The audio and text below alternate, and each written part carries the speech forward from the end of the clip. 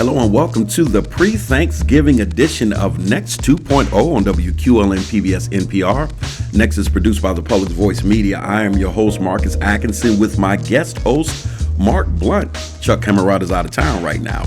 If you want to know more about the show, you can go to Facebook and like the page. You can follow us on Instagram at Next 2.0 Erie. There you can keep up with upcoming show promos, events, and clips about what's next for our communities and our democracy. Thank you so much for tuning in. We are sliding into the Thanksgiving holiday from here.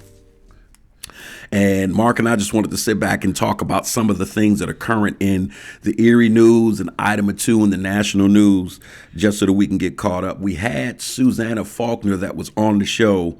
And Susanna, if you're listening, for whatever reason, that file didn't survive. It was a rare occurrence, but that file didn't survive. And so Mark and I are in studio trying to replicate some of that magic and then have some open discussion with some of the things that are going on. Mark, how you doing today? I'm doing all right. Interesting choice of words when you say sliding in after last night's weather. I know, man. We're getting ready. 'Tis the season, I guess. 'Tis the season, and we just got done watching that Browns-Steelers game, and it was messy, and we didn't get the Steelers win because I'm a big Steeler guy, but it was a good game, man. There's a lot of sliding going on. I'm a Browns fan, and it was classic trauma, stress, all the way to the end. I'm not mad at you. I'm not mad at you. So there's a lot of stuff going on. Let me start with what I think is the position that is near and dear to our hearts in the African American community. There is a new leader amongst us for the CEO ranks. Let's go to that announcement. A new CEO will lead GCAC into its 60th year, working to eliminate poverty in Erie County. Danny Jones is retiring after 7.5 years at the helm. Dr. Ben Wilson has now been appointed the new CEO there. Wilson serving as the senior advisor for workforce development and transformation at Thomas P. Miller and Associates. He held previous roles at GCAC, including Director of Self-Sufficiency Programs and Director of Workforce Development. Danny Jones says it's the right time to retire. He says he's proud of his work at GCAC, and he's handing off the operation to capable hands. Dr. Wilson begins in his new job on December 9th. Well, for people who don't know the legacy of Dr. Ben Wiley, GCAC is not an agency that he started per se. Yes. But, you know, it's kind of like Russell Simmons and Def Jam, if you even catch that reference. GCAC is an agency that he just catapulted to the next level. I was out of town for a lot of that work. Dr. Ben Wilson is following in some big shoes. You know more about Ben Wiley than the average person. Well, we had a close relationship. He was like a father figure to me, a mentor, and more importantly, a friend. It's a good moment to see that GCAC is moving forward. I don't know so much as to stay the course. Interesting choice of words. I think they have to chart a new course to survive today. Yep. And that might be why the current choice was made.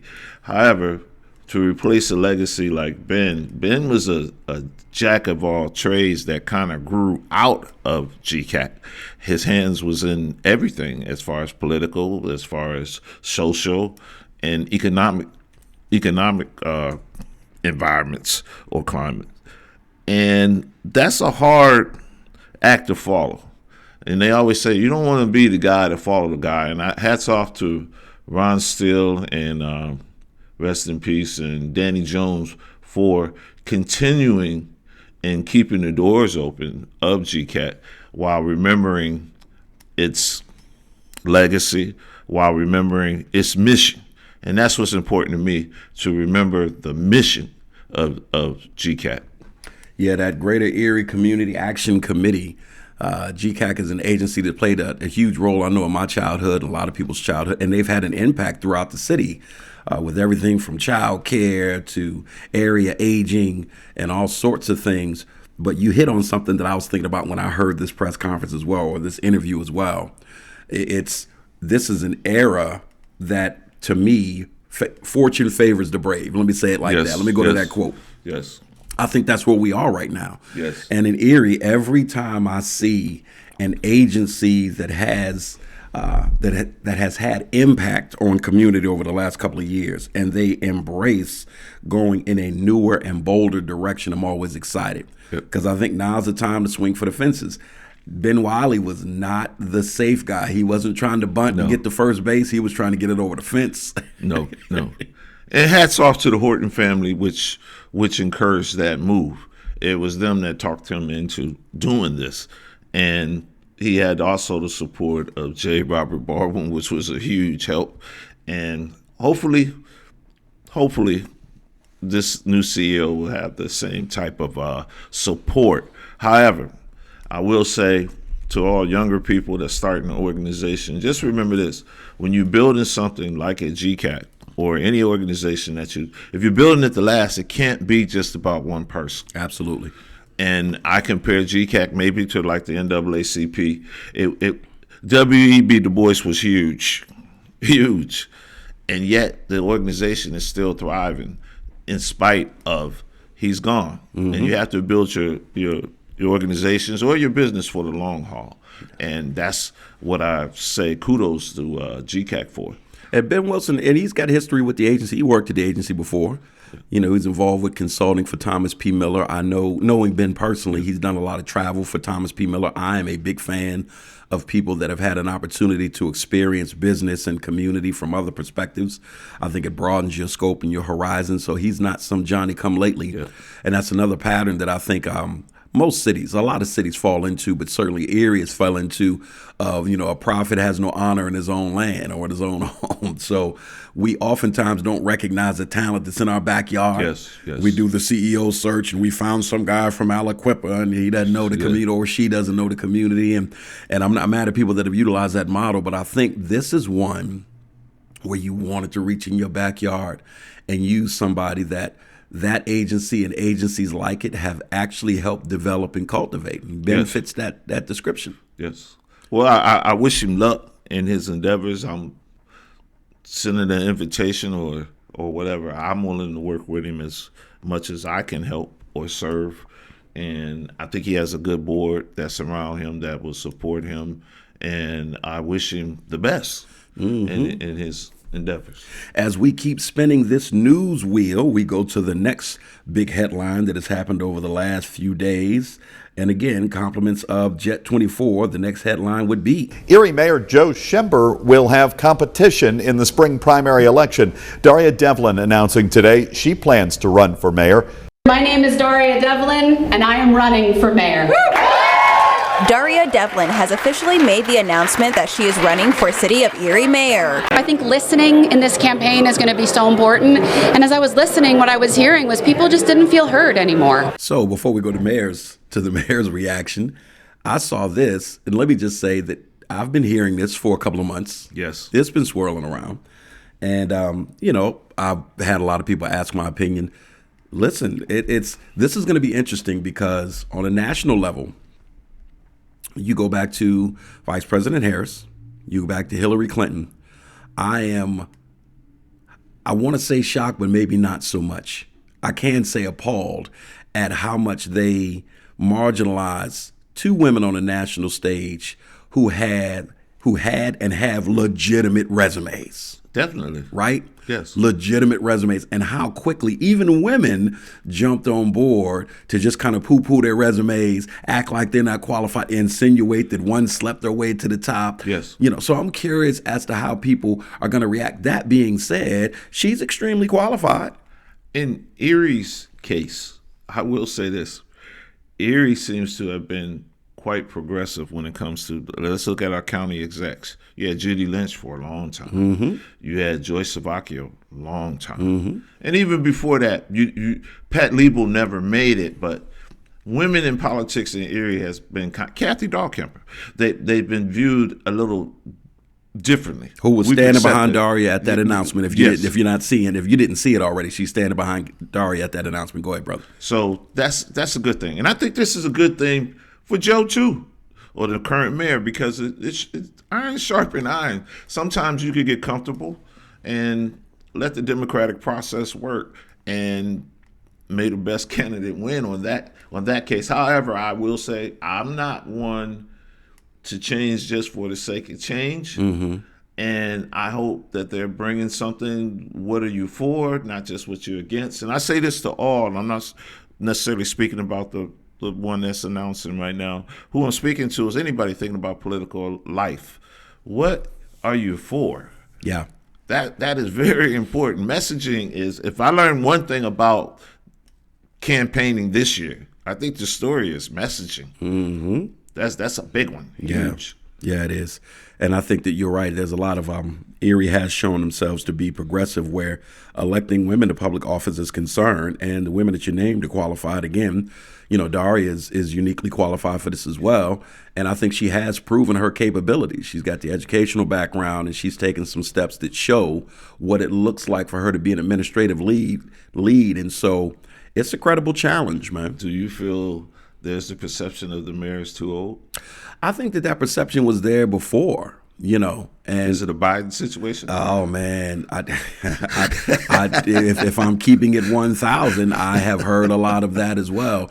The mayor is a good dude, and he's a definitely he's a good guy. And mayor came along, I think, at a time where Erie just needed a big hug. Yes. Erie needed somebody to say, look, I care about you. I see you. You're my city, and I'm going to go to bat for you. I'm going to show up at your festivals. I'm going to make meatballs. I'm going to hang out with folks. I'm going to make you know that we're all in this together. And we needed that. Yes. Joe Senate was not so good at that. I don't think he was that. Yeah. At all. And so, but at some point, I think that you do have to start getting into the more of the implementation phase. And, I'll let the public judge how they feel about how Schimber's done with that. And he's got to make a case for himself with that. I will say that the window of opportunity is wide open on multiple fronts in Erie. And you want to see somebody exploit that. That race, to me, has always been, for future people that want to run, is about money and backing. And this is interesting. Is she coming out of a Hammett machine, or is Joe's coming out of the PNC machine and certain backers? So it's going to be interesting to see who backs who in this campaign. Oh, absolutely. Absolutely. And in terms of the perception, let me say this before I go to his response. So I look at what happened nationally and spoke on that a second ago. I even look at the last election. I think that there is a comfort level with Joe Schimber's image. The older, wise-looking white guy is just the model that I think is the default model in this country for so many CEO or lead positions. And there's a comfort level that comes along with that, right? I will say this, when you look at, if you go Erie and you look at all of the different comments below Daria's announcement, the one thing that you will hear more than anything is Erie's been under Democratic rule for a long time. It's time for a Republican mayor. That I have thought about, not like I'm saying it's time for a Republican mayor, but I look at the fact that Persinger did really well. Yes, he did. Yes, he did. Against Mayor Schimber. And the fact that Pennsylvania did go red in so many different ways. And when you look at the development in Erie, if you know some of these players, these are Republicans, a lot of these guys, right? Yes. So I'm curious to kind of see if they put forth a Republican candidate. This might be an opportunity. We'll see, but certainly this is something we want to keep our eye on. Let me play Mayor Schimber's response to him finding out that Daria is running. I think we've done a lot in the last 7 years. I'm very proud of it, and we'll continue to do that for the 8th year. And if I can get reelected next year, those last 4 years I think will be the most productive we've ever had. Present what you want to do and let the people decide who's best. This is what's refreshing about Mayor Schimber, and it goes back to that John Persinger race. He is not a messy guy. No. And we have had messy at unprecedented levels politically. And I must be honest, it is going to be refreshing. And even with that soundbite, Joe's like, listen, put forth your platform and let the people decide. I'm like, You know what? It really is that simple. Yeah. We don't have to start talking about folks as mamas and start creating nicknames for people and all of that. That's the thing I think we got the most out of that race between him and John Persinger is they both went the high road. Yes. And I anticipate this to be the exact same. I mean, Daria has respect for the mayor at the same time. Obviously, she has no issue saying these are the things that I think we are just not stepping up on. you have to do that. It was my opinion, and I know she didn't want to break ranks with President Biden. Right. Yeah. It was my opinion that Vice President Harris needed to do that more when she ran. Like President Biden, respectfully, I'm going to have to start saying, if I was commander in chief, I would have done blah, blah, blah, or I would do this.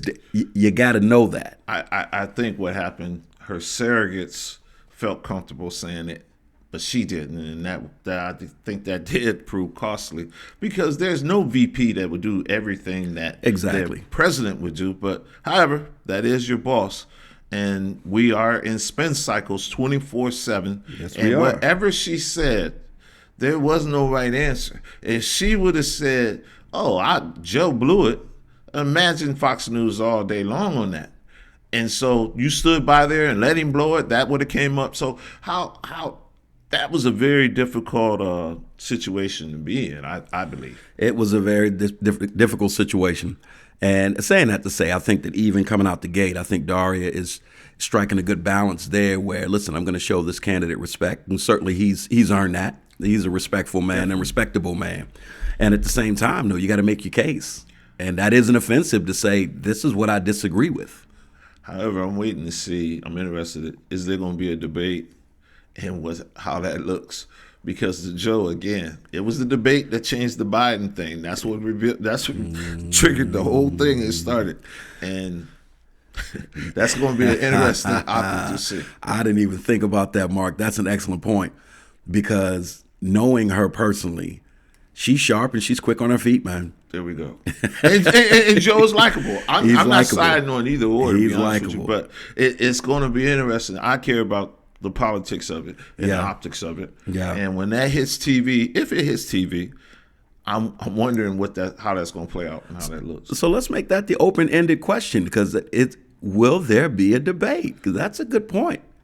Will there be a debate? If so, that could And prove to be who favor interesting. does that lean to in this market? Erie's a strange market. Erie's a strange market. Optics of it. The optics of it, yeah. As you said, is Joe a quick thinker, or will he be penalized if he don't think as quick because of his age? Yeah. Will it show up? Yeah. However, his experience is there. His experience is there. We found out firsthand that debates matter. That Joe Biden debate, it was the debate. Definitely mattered. It mattered. It was the debate heard around the world. And so we go from that to the red hat protest upon City Hall. They stormed it. Hey, I'm going to read this first, though, because this sets it up. Before I go to the newscast, this one is compliments of Erie News Now. I want to read what Jasmine put on social media so that we can have this thing in proper context. She says, about 90%, if not more, of you red hat followers need to be honest with yourselves and acknowledge that white hood you all own or were raised to own because of your sick family history. You are a racist, all caps. And if you're a person of color, you need to stop hating yourself and find your roots, because you are lost and your assimilation is showing, and you are embarrassing the rest of us who have educated ourselves on the real American's history with all its bloodshed and slaughter for black and brown people, all caps once again. Last paragraph, the red hat is the new white hood for the KKK. And I want to be wrong, but when people show you who they are, you have to believe them, ending it obviously with a Maya Angelou quote. Before I play this news clip, Mark, you got thoughts on that? Where this is a symptom or a sign we're in a new era. You can't say everything that comes to mind, and in today's time, we do that. It's not a wise thing to do. However, whether we say it's truthful or whatever, I do believe Jasmine has the right to express herself. I don't think that this is something that you resign from. I can't be freedom of speech and then say, well, you said something I don't like, then I switch off on that. Yeah. I can't do that. However, I do believe that she brings up an interesting point that I just don't think they understand. Whereas, what does this MAGA mean? And what it means to somebody else. In the Christian world, someone once taught me, if meat offends your brother, don't eat meat. Find out what is offensive about this to this population, and to myself and included in this. It's like the Confederate flag. It's flying to some people. Mark, it's just a rebellious thing. It means this, but imagine what it meant to my ancestors. Imagine what the person that made it said, that it was about superiority. I just want to know what does this MAGA hat mean to you that you don't understand what it means to us? Therein lies the question. Let me play the clip. And the MAGA conversation has so many layers. And when Susanna was here, we talked about the political ramifications of what we saw on the national landscape, what that means locally, what the Dems are going to do locally. And, are they on their game? Are they lethargic? Is it too much of a club? Either way it goes, the MAGA conversation versus Republicans, because I don't think they're the same. I think it's this messy, blurry in between. Let me play the clip and let's dissect it. Erie City Hall tonight, council chambers regularly scheduled meeting was met with protest. Mike, it started with a Facebook post from Erie City Council President Jasmine Flores saying that, quote, red hat followers are racist. So tonight, some community members showed up at council wearing red hats while voicing their displeasure over the post. You do have the right to request your resignation. I still stand where I stand. I posted what I posted. It's my free speech and it's protected. I find it interesting that one side likes to spit all kinds of hatred and rhetoric for their speech being free, but then when another person does it, it's not the same. I have the right to freedom of speech, and I will continue to speak until my time is up. You'd be surprised at the amount of Republicans that we are not racist, we are not prejudiced, we love everybody. We call for your resignation tonight! This country went red. So it's time for the city to kind of step up to the plate, and she needs to resign immediately for her type of behavior. Flores says she has no intentions of resigning and is looking forward to running for re-election. Okay. And for the listener, if it sounded like a melee, if it sounded like sheer confusion, that's because it was. Yeah. It was. Let me say this, and I think, Mark, you used an interesting, when you brought up Christianity. I'm, raised in a religion that identifies themselves to this very day as Christian. And I think that's a loose interpretation based upon how this religion conducts itself, right?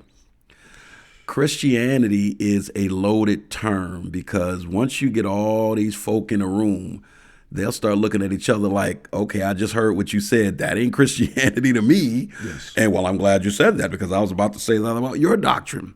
This MAGA versus Republican thing, this MAGA versus conservatives. Let me give you what I think of when I think of conservatism. It's not just in a fiscal sense, it's not just in a financial sense.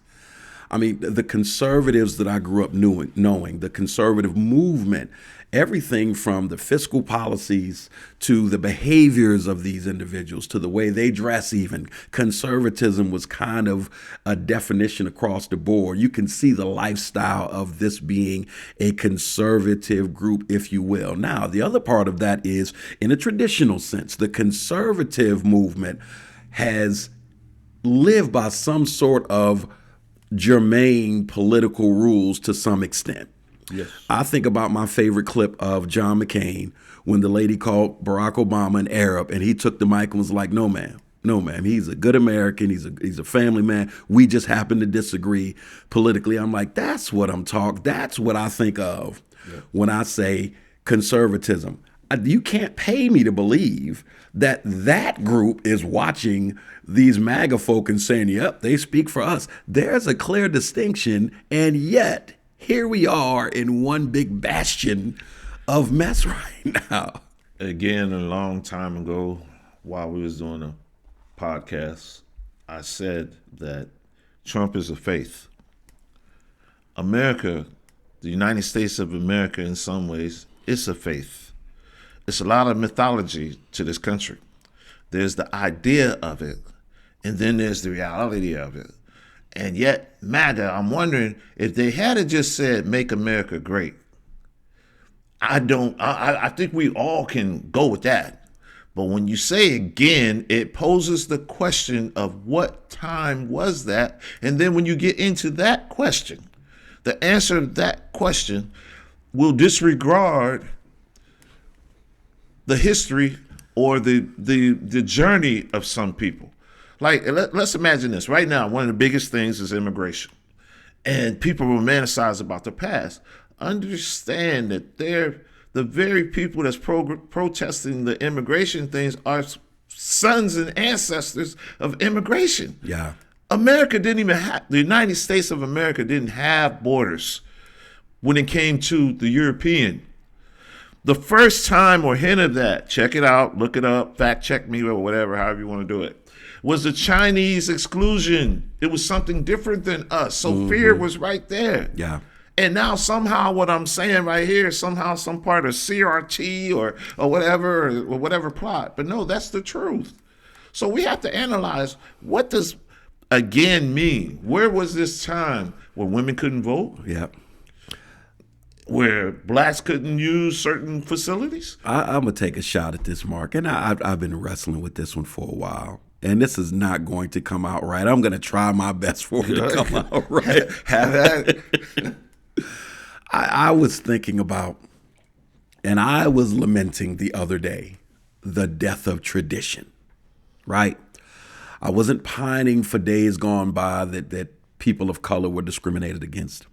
I wasn't pining for days gone by where women did not have the rights that they so rightfully deserve.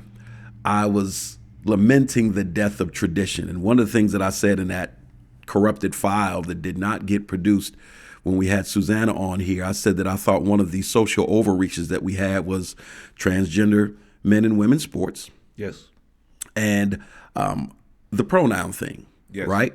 And I think that leading up to that, we were already in large number, black, white, and other, lamenting the death of tradition. I mean, I even look at our own families and our own neighborhoods and our own interactions, and I've asked myself, am I romanticizing this, or is it actual? And it is true. And look at the word conservatives. Bishop Brock said something one time, and I agree. Bishop Brock was like, black folks were the original conservatives. We did church on Sunday. We didn't talk back to mama.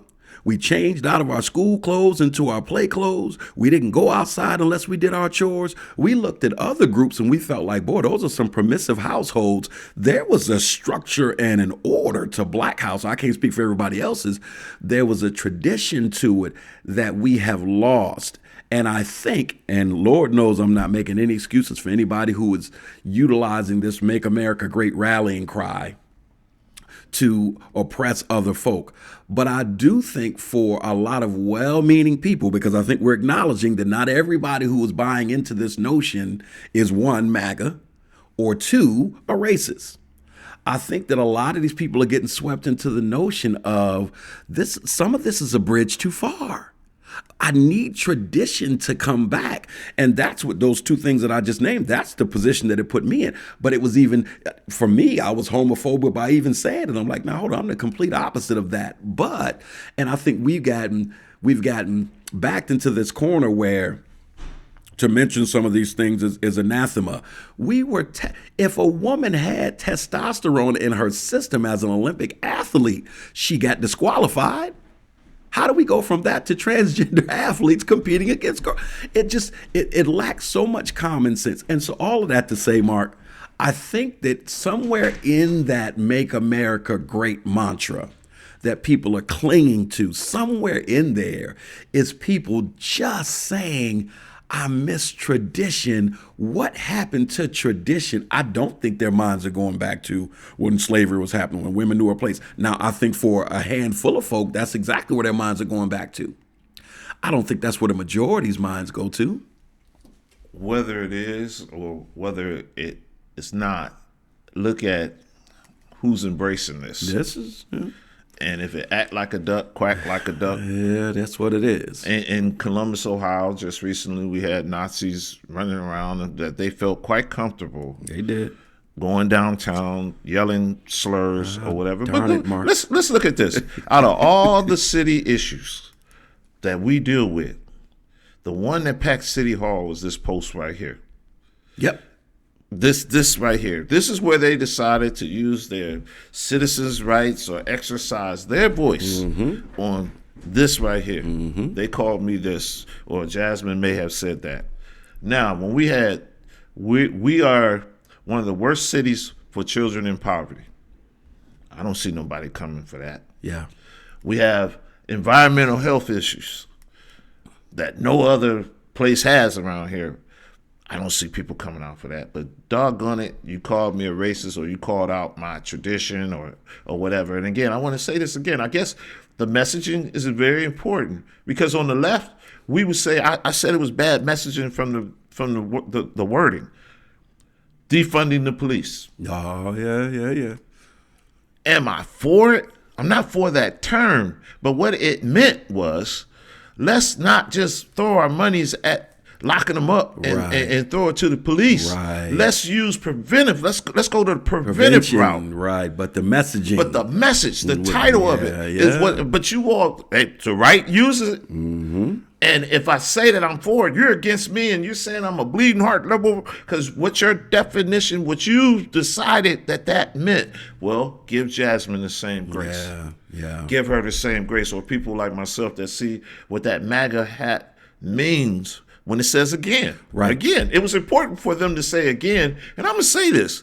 It's important to say again because it's part of the Southern strategy. I'm not going to let them off the hook for opening the gates for this type of behavior. Yeah, that much is true now. And I think you drew a strong analogy or strong comparison when you brought up the Confederate flag, right? To some people, it may actually mean heritage, but it's been hijacked. And at the end of the day, I think that's the thing that Republicans have to wrestle with. Like, your party's been hijacked, right? Is this really what you are, who you are, what you're about? Because it is now. Yeah. I remember watching the clip. And there was a guy, a white guy had the Confederate flag, and there was confrontation just like this of, a whole bunch of white folks with the Confederate flag and a whole bunch of black people protesting, and they were talking about slave ownership. And the white guy said, my family was poor. They didn't own slaves. You know how much a slave cost back then? And people laughed. And I'm like, I'm not laughing at that. He's not wrong. There was the majority of white Americans in those days did not own slaves because it was expensive. I'm like, I don't think he's being facetious. He's 100% correct. This is one of the things that has been exposed over the years, the financial disparities. So you take the poorest white man and you say you are better than him because at least you're not that.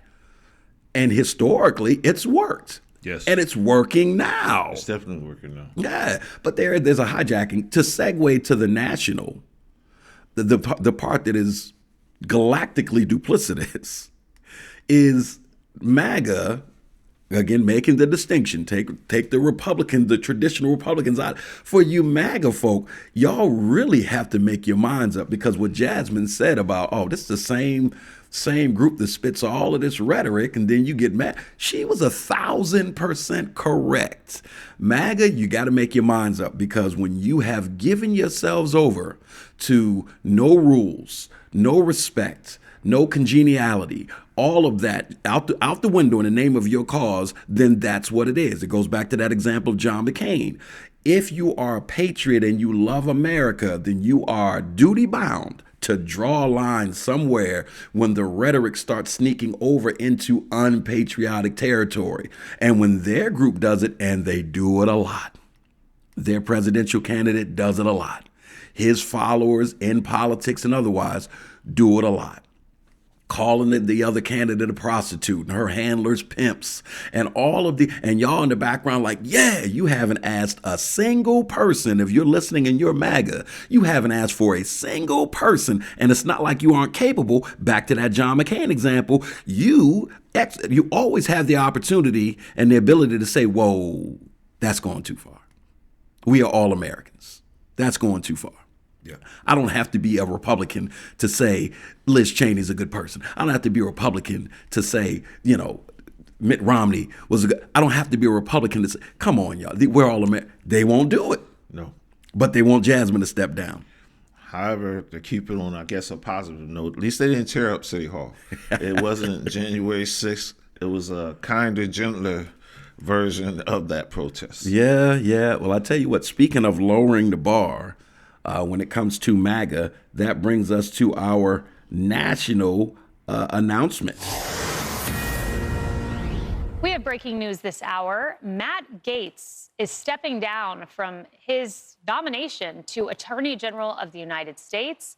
Many said this was the most contentious of the nominations made by former President Trump. And he has announced categorically that he will not be seeking confirmation to the post of Attorney General. Here are his words. I had an excellent meeting with senators yesterday. I appreciate their thoughtful feedback and the incredible support of so many. While the momentum was strong, it is clear that my confirmation was unfairly becoming a distraction to the critical work of the Trump-Vance transition. There's no time to waste on a needlessly protracted Washington scuffle. Thus, I'll be withdrawing my name from consideration to serve as Attorney General. Trump's DOJ must be in place and ready on day one. I remain fully committed to seeing that Donald J. Trump is the most successful president in history. Back to our MAGA folk. It's not like y'all said, ooh, this is too much, right? Mm-hmm. You were okay with everything Matt Gaetz was accused of. Yeah. You were okay with the confirmations. And now all of a sudden, because there's a whole lot of scuffle, and rightfully so, there's no reason in the world he should be put forward. And on a sidebar, and I'm not trying to be funny, but then again, I am. If you see the original depiction in recent history anyways of the Joker on the Batman series by Jack Nicholson, does this dude not look like a young version of that? Yes. The standard has been so low for MAGA folk. Again, making a distinction between that and traditional Republicans. Because if this was traditional Republicans, they'd be like, come on, man, there's no way in the world. You don't qualify at all. But yet, fortunately, he stepped down and said, it's too much hassle. But MAGA folks, my point is, they weren't the ones calling for him to step down. I'm wondering, was this intentional by Trump to throw the bone out there to him, knowing that he wasn't that he didn't have the votes? And people like him, Marjorie Green Taylor, mm-hmm. to that crowd, I think he threw him out there. And this other pick might have been the one he really wanted, because you don't hear him. Trump is usually defiant, and you don't hear the pushback on this right here. Like, you don't hear a response that you normally would hear from him when things don't go his way. So this one don't really pass the muster test, although I don't think he was a good pick. I don't think he was qualified, and I think he stepped out. And I think what some people should be concerned about is, why did he step out? And if he did, why is he still serving? What dishonorable thing that can hold him back that is concerning his own party, where he don't have the votes from his own party, but yet he's serving in Congress right now? Mm-hmm. If he did have underage relationships with a young lady or whatever, it's either he did or he didn't. Mm-hmm. And if he did he? What should become of this? Should we storm? Should we storm the Capitol and demand that he resign, or what? I mean, like, what? How do you go about doing with this? Mm-hmm. To be consistent? I think that this was a stress test. I think Trump wanted to see just how much he can get away with. I really do. Is this, how much force am I going to have to use? How much coercion am I going to have to use? And I'm going to take the most outlandish pick, one that makes absolutely zero sense for any of us. And and here's the thing about it. In my opinion, they didn't even need to confirm him. I think that Trump wanted to see how much will you wrestle with this. And what's sad about this is watching the tactics of Donald J. Trump takes me back to the tactics of bullies that I watched in school. It's the heightened rhetoric at the lunch table to see if you start stammering and stuttering, and do you do the nervous laugh? Do you look away? Do you come up with an excuse to go get more? Oh, okay, he's scared of me. He's scared of me. And then next thing you know, that the escalation happens in the hallway and that kid start getting picked on more because he's established at the lunch table, oh, you scared of me. I think that's what he was doing. Yeah, I'll say this. You never know what you're going to get with Donald J. Trump. You just don't know. The Donald is off the rails right now. Musk is running things, and the Robert Kennedy pick was unique. You got a guy coming in saying he's going to get rid of generals and things like that. And I just think this is just pray for us, and let's. I don't want to say sit back, but I just want to say we have to watch this and stay on duty. I guess I don't even know what to say, because this is really we're into something I haven't seen as a man in my lifetime. I've been against some things, but this is different. This is different in that aspect. Which of these, and so now throw Gates out of it. He's taken himself out of it, thank goodness. Which other nominations do you look at and just kind of shake your head and say to yourself, this is going to be an uphill battle? You know what? I haven't looked at any of them like that, but I see the ones he didn't make.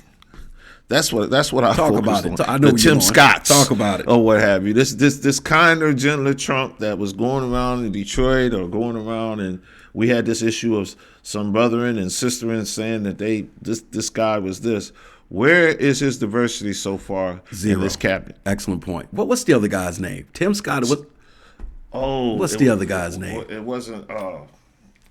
It's floating around in my head. Look him up, please. Look him up, because these two, you stole the words right out of my head. The diversity, quote unquote, is conspicuously missing when you see some of the cabinet picks so far.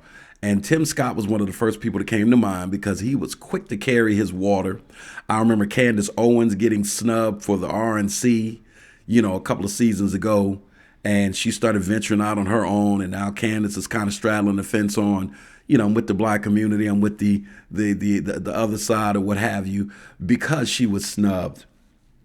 But as you're searching for the name, the rally in New York that seems to have replicated a German Nazi rally years ago. That rally in New York, when this person took to the stage, and I'm hoping that Mark comes up with his name real quick. When he took to the stage, they were playing the Elvis Presley version of Dixie. See? as he walked onto the stage, and I'm saying to myself, they just want to rub your nose in the fact that you are disregarding so much to be a part of this movement. And there he stood. I'm watching him walk, and I'm listening to Elvis. Oh, I wish I was in Dixie. I'm like, you got to be joking. And so I'm looking at these two saying, yeah, they are not present. At least they aren't so far. Vivek Ramaswamy. I think the one that I'm watching closely is, I believe her name is Sage Steele, the lady. Yes. Because Trump, I believe he likes eye candy. So she probably has one of the better chances as being. What was her name? Omarosa. Yeah. She was there, and he tends to pick those type of ladies to be around him. Like his daughter-in-law. Yeah. That I believe he, like his daughter, has unnatural affection for. There we go. He tends to pick these type of people. Whereas, again, okay, I guess our last chance would be the HUD director, which has traditionally been given that type of representation for whatever reason. Yeah. The long shot is Pete Hegseth for me, Secretary of Defense. I mean, former Fox, Fox anchor. This is, and he did serve, he's a former co-host of Fox and Friends. He served in the Army in Afghanistan and Iraq and at Guantanamo Bay, Cuba. The military, this is where I think it is going to get interesting. Is not even a strong enough term. It is a very hierarchy-driven culture. Isn't Mark Rubio Secretary of State?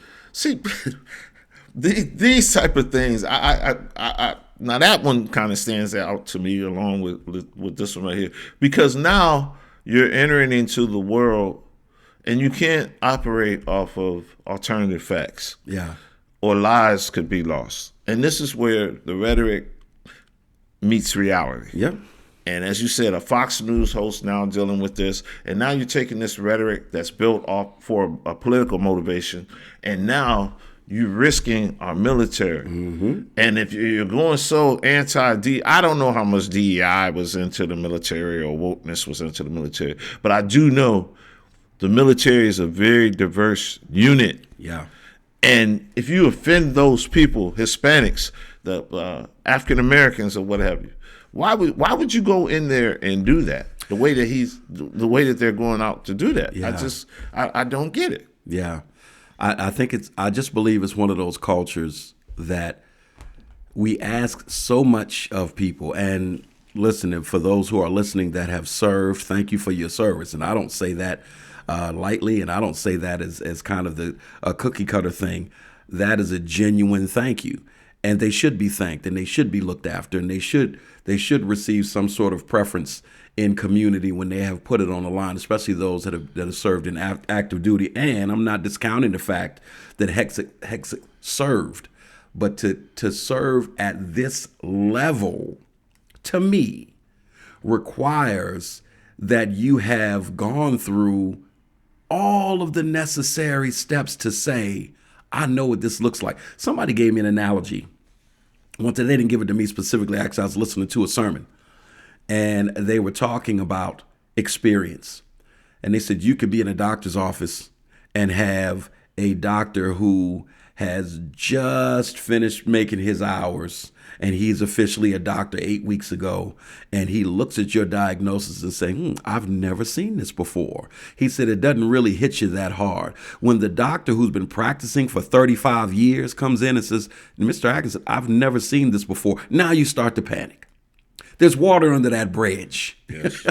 Yes. There's water under that bridge. Yes. And the geopolitical landscape is so nuanced. It is wrought with so many pitfalls, so many landmines, that I want someone who can say, respectfully and with authority to the president, sir, I've seen this before. Yes. Sir, let me give you my background with this type of thing. Right? That ain't him. No. That is not him. No.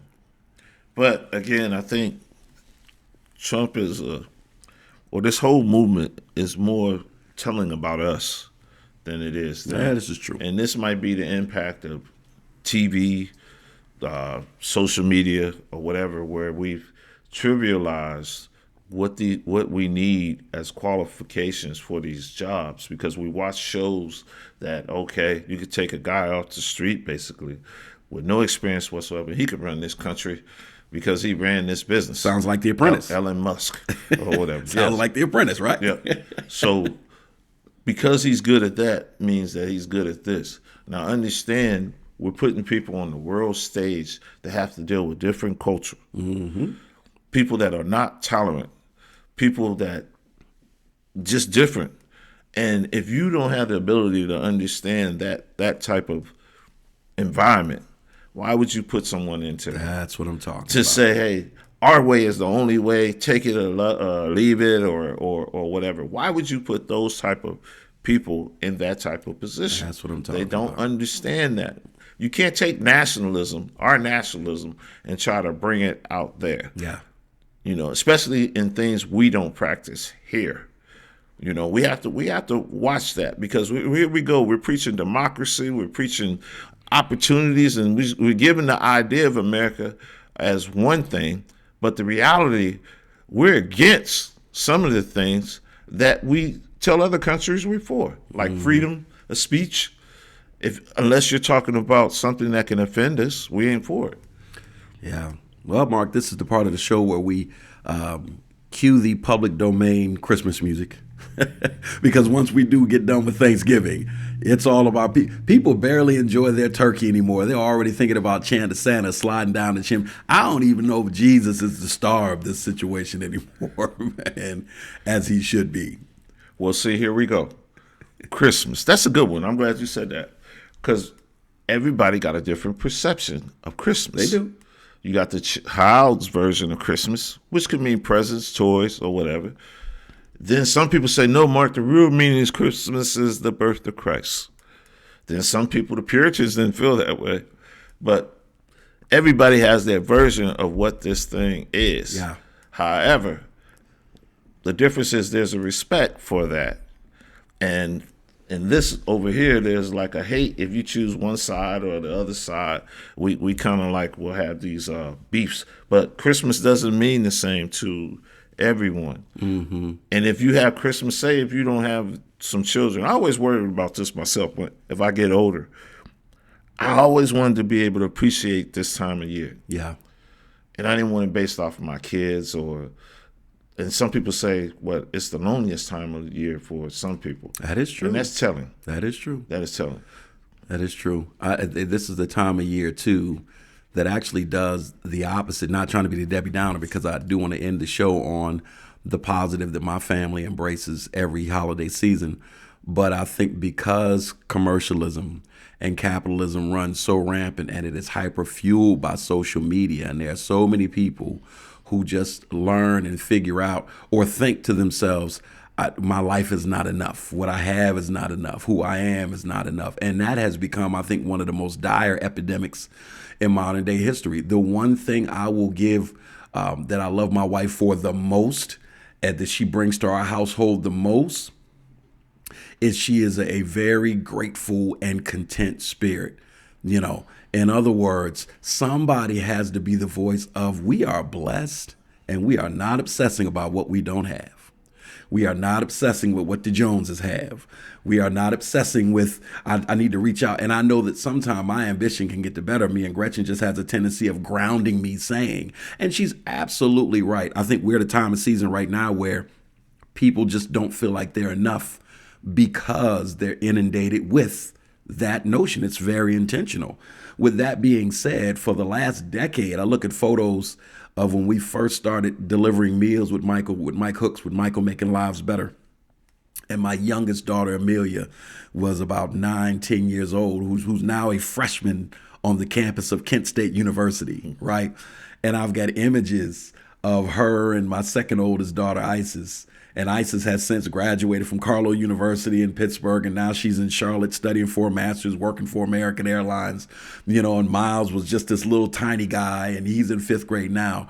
It is a tradition in our family that has kickstarted every Thanksgiving. I mean, my son was just asking the other day, we are going out to feed people before we have Thanksgiving dinner. I said, absolutely. It's something that we don't even feel right having Thanksgiving without doing. And so I want to encourage everybody that's listening, if there's some way that you can give back, and I don't mean to do it in social media or Facebook and I'm giving this homeless person $1, watch their reaction. That's not what we're talking about. There is something spiritual about just stepping outside of yourself and saying someone else is the focus. And if it takes the Thanksgiving and Christmas season for people to assume that posture for an extended period of time, I welcome it. It is actually one of the things that I enjoy about these holidays, because the selfishness that we see so much of just seems to dissipate for a minute, right? The sun comes out for a good month or so, and we just feel like we care about each other. And I also like the spinoff. We've added one, a holiday in between Halloween and Thanksgiving and Christmas. Friendsgiving. And I like the spirit of it. At first I was like, oh, here we go. Another relationship or whatever. It's an opportunity to date or whatever. I don't know what it is. But I will say this. I like the premise of it, because there are people in my life that whether they're blood or whatever, we're good, and acknowledge that I'm glad to have them in my life and to break bread. It's always good to break bread and have some drinks or whatever you do with somebody to say, hey, I appreciate you being in my life. Let's exchange stories and all like that. That's why I do like the holidays for that aspect. Yeah. And I just wish it wouldn't take the holidays for that to happen, for that spirit to happen, to say, hey, let's share a meal. Because Thanksgiving, that is one of the few times Because I grew up in the area, hey, everybody couldn't go in your refrigerator There or you whatever. go. But it's one of the few times when anybody come to the house, you'll say, hey, fix yourself something. Get you a plate. Are you hungry? Are you whatever? There's a concern, and come on and enjoy with us. And we're all family on that day. And I just wish that type of spirit would grow every day. Yeah. See, we're on the same page there. As I said, if this is what it takes, then that's what it is, because it really is hard to conjure up this spirit throughout. Real quick, favorite Christmas song? Ooh. That's a hard one. That is a hard one. But I'm going to say Silent Night by the Temptations. Ooh. With a tie, Bells Will Be Ringing. Okay. Whatever. Chuck Brown. Okay. I like that. My parents don't even celebrate Christmas because of their religion. But you hear Silent Night by the Temptations blaring at my parents' house this time of year. You some bad boys. You got folks who don't even celebrate Christmas. Man, that's my song. Oh, man. I got two, man. The traditional one is Carol of the Bells. It is something about a powerful choir singing that song, man, when they get the ring, wrong, ring, and all the voices converge into the crescendo. I'm like, man, oh man, it just blows the doors. Yes. Especially a place with wonderful acoustics. And then on a grassroots level, the Christmas song by Nat King Cole. Oh, that's classic. Bro. That's classic. I mean, when he comes, that chestnuts roasting, I'm like, oh, here we go. It is. You know what it is. It has such a soothing way about it, man. Definitely. A soothing way about it. Now, my since you brought it up, Karen Carpenter's Merry Christmas is like the female version of Nat King Cole. I like that. Or whatever. I like because that just sets the mood. However, I will say this. I ain't really a big fan of the Mariah song. I'm not that. And I'm shocked. Well, I'm not shocked, but hey, that's become the anthem for Christmas. Has. It's not mine, but it has become popular. Well, Mark, it's been a good year thus far, and let's see what the rest of 2024 has in store. But hey, happy holidays, happy Thanksgiving to you and your family, brother. Same to yours. And to all the listeners out there, happy Thanksgiving to you. And that's going to do it for our show today. You can tune in next time for more discussion, analysis with local and national guests, whether they're in studio or via recordings that we analyze. And I want you to remember the Next 2.0 streams on Fridays on all major podcast platforms and on the fourth Sunday of the month at 4 p.m. And that will be on WQLM PBS NPR, which is 91.3 FM. If you want to leave a message, comment, or suggestion for the show, you can call the next hotline, and that would be at 814-240-8816, 814-240-8816. We look forward to hearing from you. Marcus Atkinson, join us again so that you can hear about what's next for our communities and our democracy. Peace.